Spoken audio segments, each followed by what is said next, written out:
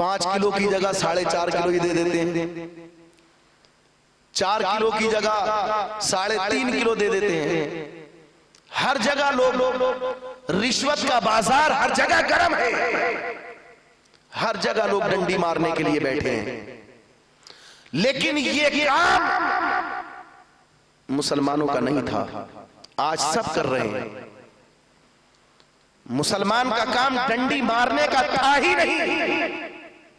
एक यहूदी एक दुकान पर सामान खरीदने के लिए पहुंचा। 2 दुकानें आमने सामने हैं, एक दुकान मुसलमान की है, दूसरी यहूदी की है। 2 दुकानें आमने सामने हैं। यहूदी सामान खरीदने के लिए गया। आप मुलाहिजा फरमाएं, यहूदी जो सामान खरीदने गया था वो यहूदी की दुकान पर नहीं पहुंचा, बल्कि मुसलमान की दुकान पर पहुंचा। मुसलमान दुकानदार ने कहा क्या चाहिए? यहूदी ने एक लिस्ट निकाल कर दी और कहा मुझे ये सामान चाहिए। मुसलमान दुकानदार ने उस लिस्ट पर नजर मारी, सामान ज्यादा था, बड़ा ग्राहक था, ज्यादा सामान खरीदना था।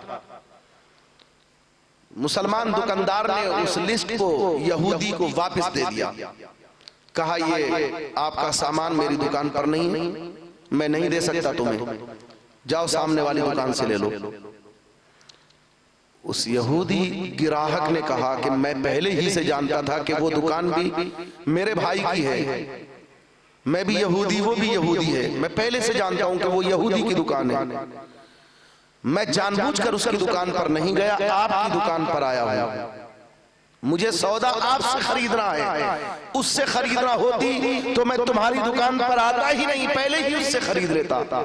लिहाजा मुझे तो सामान तुमसे खरीदना है। उसने कहा मैं तुम्हें दे नहीं सकता, मैं सामान बेचने के लिए जरूर बैठा हूं, मगर मैं तुम्हें सामान नहीं दूंगा, तुम जाओ सामने वाली दुकान से खरीद लो। ये यहूदी ग्राहक मायूस हो गया और मायूस होकर सामने यहूदी की दुकान पर पहुंचा और पहुंचकर कहने लगा, वो लिस्ट दी और लिस्ट देकर कहा कि ये सामान मुझे चाहिए। यहूदी दुकानदार बड़ा खुश हुआ कि मेरे पास सुबह से लेकर अब तक कोई ग्राहक भी नहीं आया था, ये मेरे हक में बहुत अच्छा हुआ कि मेरे पास ग्राहक आ गया। यहूदी दुकानदार खुश होने लगा और खुश होकर उसने वो सामान बहुत जल्दी निकालना शुरू किया जो उसकी लिस्ट में लिखा हुआ था। सारा सामान बहुत जल्द करके उसने पैक कर दिया और पैक करने के बाद उसका हिसाब किताब लगाकर उसको बता दिया कि तुम्हें इतना पेमेंट पे करना है। उस यहूदी ने उसको पैसा दिया और पैसा देकर वो सामान लिया और कहने लगा कि एक बात तो बताओ, ये जो लिस्ट मैंने आपको दी है सामान की, जो सामान आपने मुझे दिया है, कि आपके दुकान के सामने जो दुकान है, क्या उस दुकान पर ये सामान नहीं मिलता है? यहूदी दुकानदार ने कहा इसकी दुकान पर तो मेरी दुकान से ज्यादा सामान मिलता है, मेरी दुकान से ज्यादा सामान तो इसकी दुकान में है। बोले तुम क्या कहना चाहते हो? तो यहूदी ग्राहक ने कहा कि मैं पहले उसी की दुकान पर गया था, मैंने पहले उसी को ये लिस्ट देकर कहा था कि मुझे ये सामान चाहिए, लिहाजा उसने ये सामान देने से इनकार कर दिया और तुम्हारी दुकान पर भेजा है। अल्लाह अकबर। तो इसकी वजह क्या है कि उसने मुझे सामान अपनी दुकान से क्यों नहीं दिया? तो यहूदी दुकानदार का जवाब देखें। यहूदी दुकानदार ने कहा मेरे भाई, ये जो सामने दुकानदार है ये मुसलमान है, और जो मुसलमान होता है वो अपने आप से ज्यादा अपने पड़ोसी भाई का ख्याल रखता है। मेरी दुकान पर सुबह से लेकर अब तक एक भी ग्राहक नहीं आया था, और इसकी दुकान पर चंद ग्राहक अब तक आ चुके हैं। हो सकता है उसने ये सोचा हो कि मेरा तो रोजी रोटी का इंतजाम अल्लाह ने कर दिया है, अब इस सामने वाली दुकानदार के पास भी ग्राहक पहुंचना चाहिए ताकि इसके बच्चों की रोजी रोटी का इंतजाम भी हो जाए। अब इस दुकानदार, यहूदी दुकानदार के इन जुमलों को इस गिराहक यहूदी ने सुना।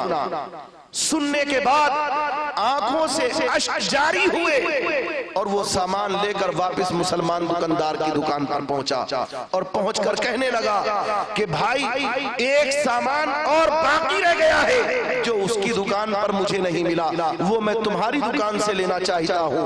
उसने कहा कि ऐसा कौन सा सामान है जो उसकी दुकान पर नहीं मिला?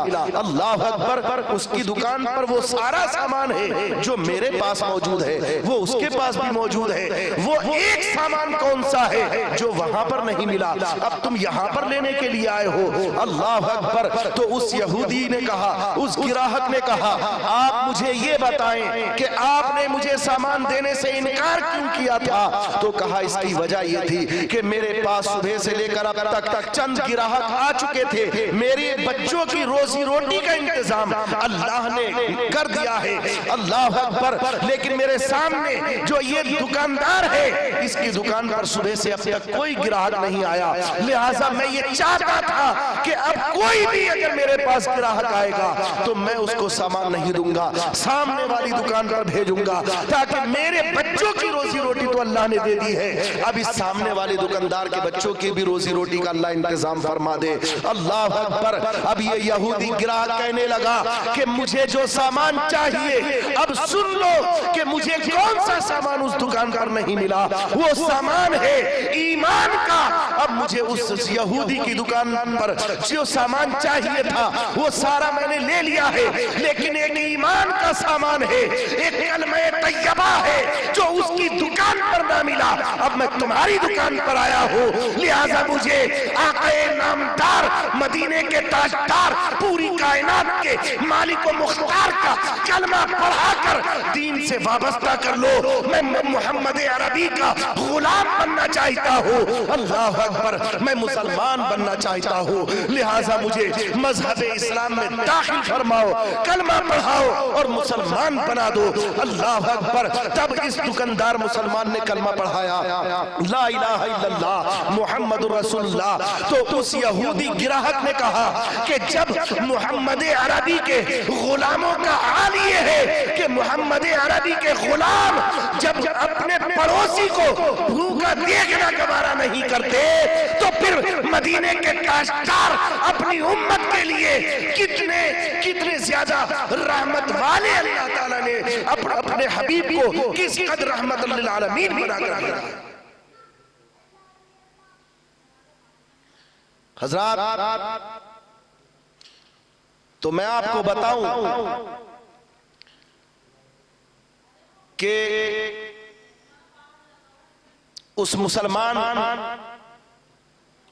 दुकानदार को देखकर उस यहूदी ने कहा कि जब